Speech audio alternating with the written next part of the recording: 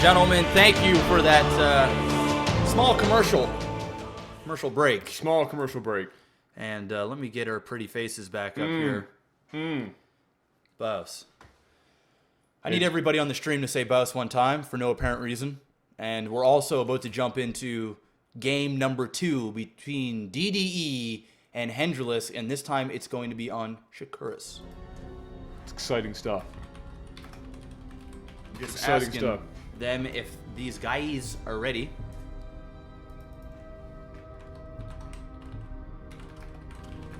Once again, just want to remind everybody that we are giving to Give to Live. Pretty sweet charity dedicated to solving all the world's problems, but mainly that of cancer. This is, of course, the Bell Fiber Op Fall Cup. Bell Alliant, I should say.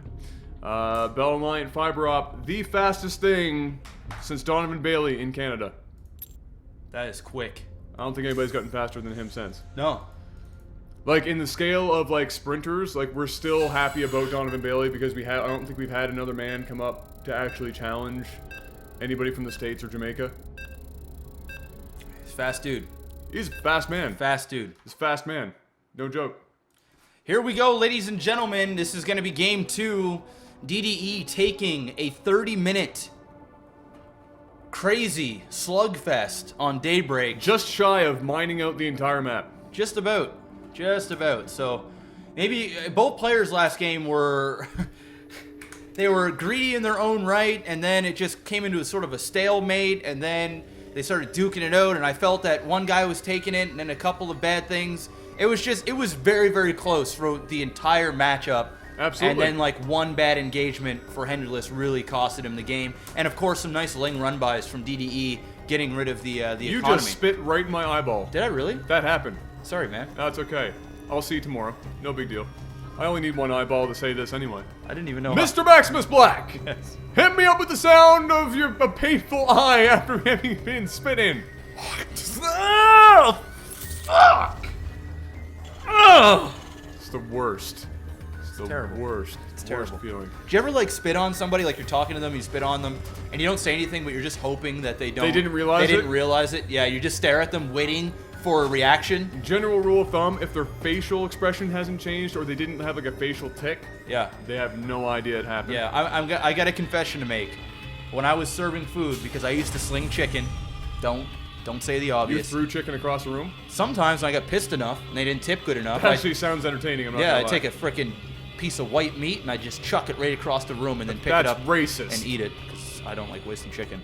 But yeah, there was one time in particular I was handing out some food and I was talking and I just saw this loogie just come right out of my mouth Ooh. and right onto their piece of chicken. Oh. And I had to make a decision, you know. Oh. Do I tell them? Because they didn't notice. Oh. I was like, do I tell them that I spit on their food? Yeah. Or do I just pretend that it didn't happen and perhaps they'll wake up black the next day? And then Which isn't the it's worst a win-win. thing. That's not the worst thing that could happen. No. Unless you were the woman and woke up a black man. Then they might have something bad to say about that. That might be, yeah, that'd be horrific. But anyhow, I just was like, you know what? I screwed up your side. Let me grab it for you. And I didn't even screw up his side. He was like, what? Look, that's what I ordered. And I was like, hey. I grabbed it and ran out back. No, it isn't! Yeah, switched ticket. You saw nothing! Took a bite of the leg and then threw it in the garbage. But anyhow, let's get into the game here. Shakura's Plateau, game 2. Expansion first. Yeah. Nonsense happening right now out of Hendreless. Got no idea what DDE is doing, but it looks to be about the same thing, if not a 14-14. Yep, it looks like we went hatch. Hatch first, Yep. but judging by the number of drones and the fact that that's not done yet, yes, I would say that is exactly what happened. So yeah, it looks like both players are going to be doing sort of economy builds here. The exact same thing, except different races. Yeah, absolutely. And we still do have 2 racks going down here for Hendreless. So if DDE decides he wants to get frisky, he wants to poke down here with 6, 10 lings, he's going to be able to handle that very, very nicely. Also going to be able to finish off his wall here as well. That one drone, he's going to halt that SCV and possibly pick it off. And no, that just did not happen. That drone getting awfully, what's the word I'm looking for? Frisky? Well, no, I was hoping to have a continued joke of Brazen? yeah, but you ruined it, damn it! Sorry. There's gonna be a continuation. Sorry. It's alright, I forgive you. It's okay. I forgive you. Thank you. So we have some time before anything gets exciting in a macro match. So I'm going to take this opportunity to let everybody know that if you haven't already, you need to basically thank all the sponsors for making this possible, because we're doing some awesome stuff. Frag for Charity has actually raised in the last 6 years, I believe it's in and around $60,000. That is, I was gonna say, that's a crazy amount of money. That's solid, considering that That's is amazing, is just a small East Coast deal. That's amazing. At a Halifax, Nova Scotia, Canuckville, Canada. Yeah. That's pretty stellar. Yeah, definite big shout outs to all the great minds behind this. A lot of volunteers. Is Absolutely. it's phenomenal. Yazid and Nick and Mike and everybody at Bell Alliance that's ever been involved with this stuff. I can't name everybody because that list is actually kind of epic. Yeah. But everybody, and of course the sponsors that sponsor every different one. Thermaltake has been behind these guys for a long time, and Bell Alliance obviously being the biggest of all of them, and now with this own tournament, this is quite substantial. So, good things coming out of all this, and hopefully it's around for a long time to come. Yep. And you know what, guys? Once again, Quinn, Tony, and Ian, we got Toaster adding to everything. There you go. Quinn, Tony, and Ian. I forgot Russian. I'm an asshole. I'm so sorry, I don't Russian. know these guys. Adam so is sorry. more in the loop with them than I am. But sorry. Another big shout out to Bell Alliance Fiber Op for this. Obviously, they don't have to do stuff like this for esports, and it's a phenomenal thing to see. An ISP provider getting behind stuff like this in esports. And I can honestly say, guys, sponsor or not, they do have the fastest internet. So if you are not with these guys, you are not streaming at your fullest potential, and that's no joke. And streaming's become a thing. Everybody and their dog is streaming now. And it's getting easier and easier as time goes on, and the biggest limiting factor beyond a PC is your connection. And really, at the end of the day, it's the stability and speed of that connection that allows us, for instance, to stream this in glorious 1080p. I'm not even using the max. If I wanted to make sure everybody in the stream had lag because they couldn't handle it, I could have just gone for 10,000 kbs. Yeah, no, pretty much. It's insane how fast this internet really is, and there's so many things that you can do with it. Like if you have YouTube channels, you can actually stream in 1080p or in true 720, whatever floats your boat, and upload it directly to YouTube. And it will look pretty much like you just did it through Vegas or something. Yeah, like through Fraps or whatever. It really, I can honestly say that it's helping my career quite a bit. And if you guys just do this for fun, you're going to be able to have your girlfriend or your boyfriend or whatever be able to do their thing on another computer, and you're still going to be able to stream without getting any lag issues. And to go back to 1993 for 2 seconds. Sure, go there. When your mom calls you on the phone, it won't shut your internet off. There you go. There you go. That's the biggest factor right there. And Adam, yes. Let's get into Starcraft Starcraft's here, okay? happening, and holy creep spread, Batman. I was just about to say, it's like DDE went back and watched the stream and listened to your little smart-ass remark, like you could do better about his creep spreading abilities, and holy tits, he's spreading that. If I had to do nothing else, I could creep spread.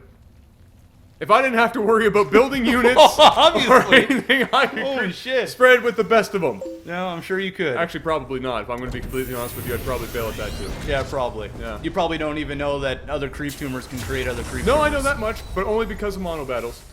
Well, there you go. They're good for something. You learn.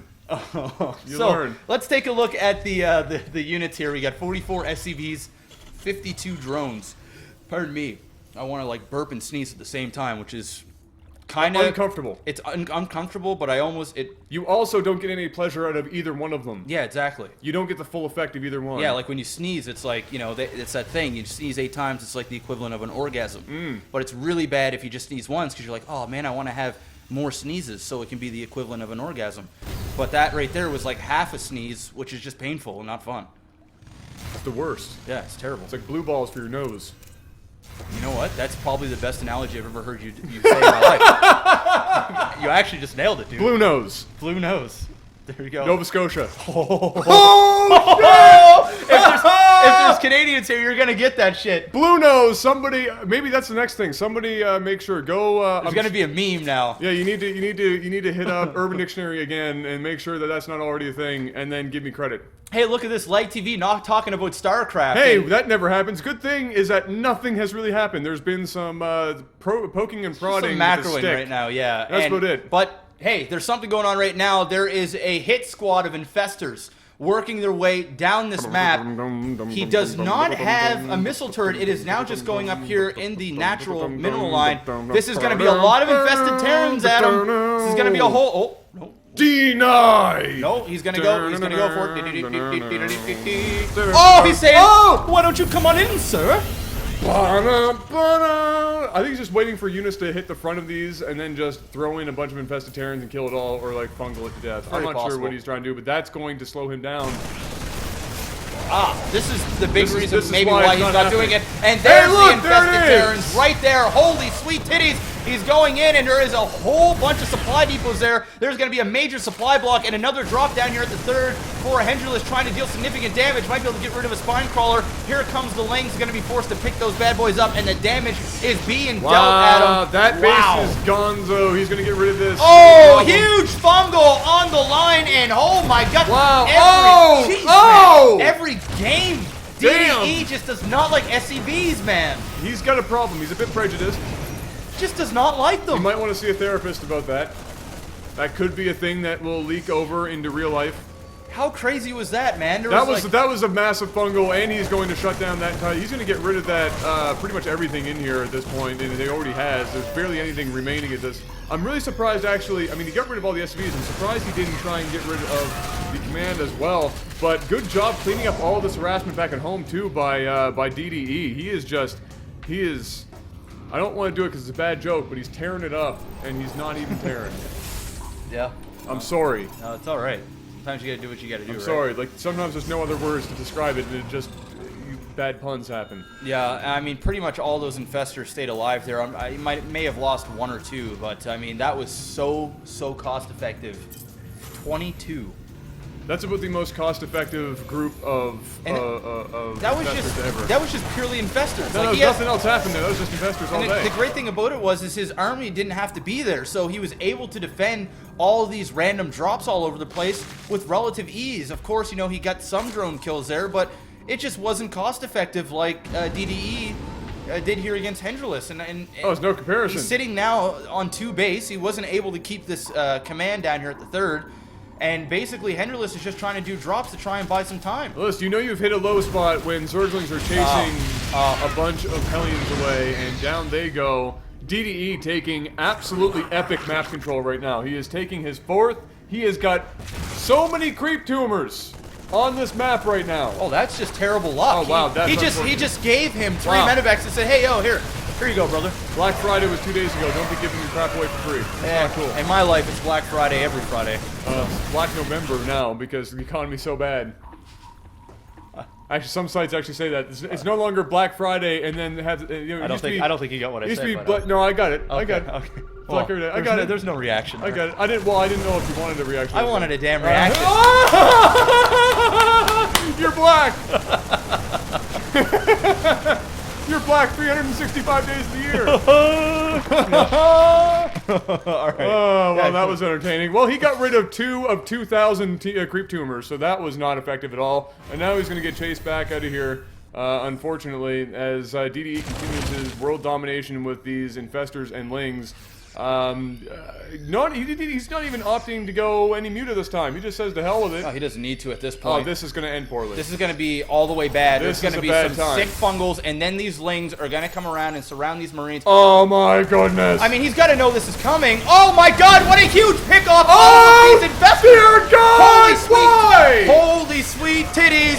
Hendrillus getting a huge break there, and DDE just getting way too greedy. Wow! Trying to get up there. All he needs to do is just sit there, fungal, and then bring in the lings and clean that up and win the game. He lost so many infestors there, and really only killed a handful of marines. And these medevacs are healing them.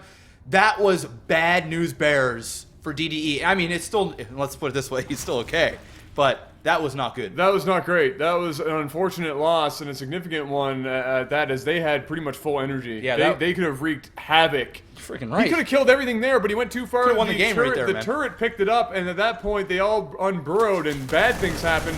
And now here we are with some more harassment with the Zerglings, and that's pretty much all he can do is shut down mining on this base as much as possible. Because really, at this point, he has to go back and kind of rebuild. He lost pretty much every one of those infestors, and that's just the worst possible situation. Henderless now in a position to actually macro up a bit more and get some more units, because now he knows there's not going to be something coming immediately. He's got a short window to try and come back into this. Yeah, no, absolutely, Adam. I'm just saying that because I assume you know what you're talking about, and I wasn't listening to what you were saying. I wasn't paying attention to what I was saying either. I was just trying to sound intelligent. Okay, well, that's cool. And here we go. Here comes the Lings, a decent fungal. Another fungal going down here, but some decent spreading of these Marines. The question is it going to be enough? Another big fungal goes down, and a second fungal.